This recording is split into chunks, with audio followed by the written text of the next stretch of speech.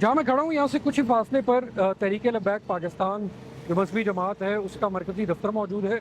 और उसके बाहर पुलिस की एक बहुत बड़ी तादाद तैनात है। इस तरफ भी जो आगे सड़क जा रही है वहाँ पर भी मुख्तलिफ लेयर्स के अंदर कंटेनर्स लगाए गए हैं, रास्ता ब्लॉक किया गया है और वहाँ पर भी पुलिस और रेंजर्स मौजूद है। हमने यहाँ पर वाटर कैनन भी देखी है और रिएट पुलिस जो है वो भी यहाँ पर तैनात की गई है। जो मरकज़ है तहरीक लब्बैक पाकिस्तान का, वहाँ पर उनके कारकुनान बहुत बड़ी तादाद में मौजूद हैं और उनको रोकने के लिए वहाँ पर रेड पुलिस तैनात की गई है। तो पुलिस ने और इंतज़ामिया ने स्ट्रेटजी कुछ इस तरह बना रखी है कि वहाँ से निकलने वाले किसी भी कारकुन को